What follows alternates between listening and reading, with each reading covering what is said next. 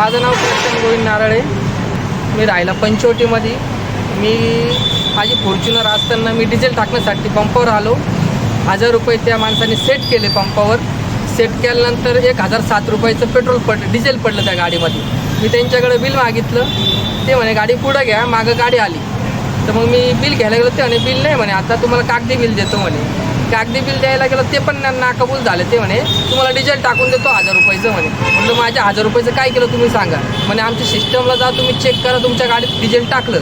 तर सिस्टमला त्यांच्या गेलो तर सिस्टमला ते 1000 रुपयाचं डिझेलच नाही माझ्या. अशी घटना या पंपावर घडली. आणि तिथले जेवढे कर्मचारी आहेत ते म्हणे संस्थेचे पंप आहे, जर उद्या काही झालं आमच्या पंपाला तू कुठं दिसलं तुला आम्ही मारणार. ते धमकी कोणी दिलं तुम्हाला? धमकी फोनवर त्यांना फोन आला या माणसाला, समोर चालला हा. तर म्हणे आम्हाला जर काही पंपाचा काही अडथळा आला तर आम्ही तुम्हाला दाखवू म्हणे. काय फोनवर त्यांच्या संग संभाषण झालं माझं. ओके. कशावरून का बरं असे बोलले ते म्हणे तुम्ही जा म्हणे 1000 रुपये घ्या आणि जा म्हणे पंपावरून निघून. ओके. झाली चुकी म्हणे माणसाकडून, हां. ती परत नाही होणार म्हणे असं बोलतो. त्यांनी तुम्हाला बिल दिलंय का नाही आता? नाही, बिल देतीच नाही ते आम्हाला. दिलंच नाही का बिल? नाही, बिल नाही म्हणताय. किती रुपयाचं टाकलं होतं तुम्ही? 1000 रुपयाचं टाकलं तर 1007 रुपये आलं त्याच्यावर. म्हणजे 1000 रुपये सेट केले आणि 1007 आलं त्याच्यावर मशीनवर? हो.